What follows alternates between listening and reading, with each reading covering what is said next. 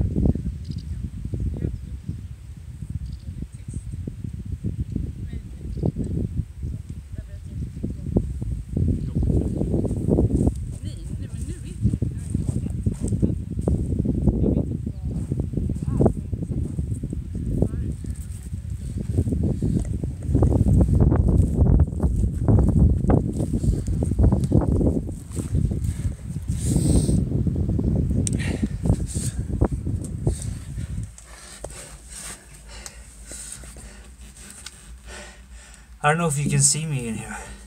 Maybe you can.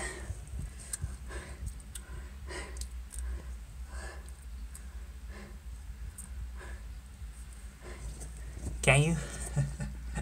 This is cozy. Okay, so let me just throw my gum out. This is, let me make myself comfortable. Whew. So, it's the Friday live evaluation, and welcome to my kingdom. This is Öland, the place where I grew up. And, well, it's the Swedish midsummer today. It's a very classic celebration day. I honestly don't know what it is we're celebrating, but we're getting drunk, dancing around poles. We have dressed up with leaves and flowers and such, and just an opportunity to meet and hang out with friends and have a blast. So I'm at home here at Öland, having the day off as everybody else in Sweden, and that means today, this evening, it's gonna be a big throwdown, big party with my friends, and I'm gonna enjoy that as heck. I'm gonna face my social fears, my limiting beliefs, and all those things, and I'm gonna sleep over, and it's gonna be all-nighter for me. And this hasn't happened in a long time, and this is kind of what I want to reflect on this live stream, what the theme of the week has been all about. Sorry for being all moisture all over myself. I just had a nice workout. But so I just want to briefly share my insights of this week, because I set out this week to just say yes to 5 big things inspired by the movie, the Jim Carrey movie Yes Man. I watched that last week, and I just, man, I should do that. I should start saying yes to things. So what started out as a say yes to 5 things this week developed to a 30-day challenge where I have to face one big fear every day. So every day this week I've been doing that, and I've also been questioning some of my limiting beliefs. This whole talk we've been having about classifying myself as an introvert and such, I just started to question things, and I've been listening to a whole lot about these kind of concepts of limiting beliefs, and actually I've been playing around with self-talk. I put that 2 links down there on the 2 videos or the themes I've been researching that has influenced me the most this week, and I have to say that this week might have been one of the most insightful ones in years. That's a big claim, but seriously, I feel like this is like the mind shift change where the big things happens. So that's why I really needed to have this conversation. Just briefly, I'm gonna do a whole theme and conclude more in a structured way in the week that follows. Hopefully, since it's a big week in here, I don't know how much time we'll have to edit all this together, but I have been shooting these more small fear-facing moments throughout the week, and I don't know if the quality holds up, but maybe I'm just gonna do a very short thing. But the whole gist of it is that by really like questioning, Alex, am I really this socially uncomfortable? Am I really this introverted that it limits me so much in life that I have to stay at home all the time because I need to save my energies, restore my batteries or whatever? And that whole thing, that daring to question ourselves, because that's one of the scariest things we can do, to put, we have this self-image, especially as we get older, it get more and more fixed, like I am this kind of person. And to question that's like one of the most scariest things we can do, because it's like our moral, our values, our beliefs, everything we stand for personified, and to like question your whole existence, that's like what could lead to like existential crisis, which is super good. I think we should have like an existential crisis like every year, just to question what we think is the right answer of who we are. If we look at book references, the one I might have referenced the most time is The Art of Not Giving a Fuck. He talks about how you should never know who you are. Give up on that idea that you want to figure out who you are. Instead, be a blank sheet. Be open to whatever. I'm not totally sold on that because it has its benefits to know what you're good at and what you're not good at. Like the benefits of knowing I'm sort of an introvert is that I know that I don't want to have a job that is totally exposed all the time with social interaction non-stop, because that will drain me, that won't make me happy. But I love the social interaction. I need a balance in that. So figure out who you are to some extent is super good, but perhaps has as a practice to always question if that is the truth or not. It's so context dependent also. And I'm going super wide today, I know that, but it's been such a thoughtful, emotional week, so that's why I'm all over it, and also why I'm so energized and thoughtful about this whole thing. To just kind of the main points here is like questioning the limiting beliefs. Really do that. Like I'm questioning I'm an introvert. I'm questioning I can't do sleepovers today. Tjena! Kan jag ta det här? Absolut, jag bara kör lite livestream här så. Ja, jag förstår. So that's one of the things. The second thing is totally losing my red thread here. Where was I? Am I still on? Yeah, I'm still on. If you do any comments, I can't read them because it's on my phone, so I can only see the camera lens here. And I'm gonna be out in a few minutes too, but questioning your limiting beliefs, dare to say yes to life, face your fears. And here on this whole fear thing, I broke it down. I wrote this in a comment to Armando. He asked me about, yeah, you do so much approaches to connect with people, but don't forget to reconnect with them. And that was right on spot what I was focusing on. Because I do that, I connect with people. I say, yeah, let's hang out together. Like I did this interview video last Sunday. Really connected with a girl. We said, yeah, let's go skate sometimes. I never reached out to her. It was like 3-4 weeks ago. But as a result of questioning myself for not doing that, like, why are you connecting with these people and then you're not reigniting that connection? You started to build something, it was great, but then you didn't take it to the next step. And that whole thing, I broke it down to the different levels of fears we have. So I realized that, yeah, we have the surface level fear. At least this is coming from me in my context, my reflection.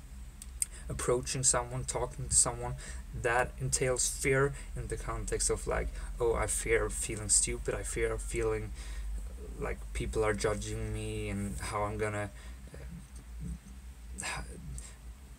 my investment in that conversation. I fear that in itself. But then it's like the next levels of building a relationship. That means investing time, emotions, being vulnerable, sharing things, and that holds a whole another package of fears. Like if I'm gonna build a relationship with someone, that means I need to constantly meet up with this person, and that means I need to invest time. Time to me is one of the biggest, most important things to me. So to lose time, that's like the scariest thing.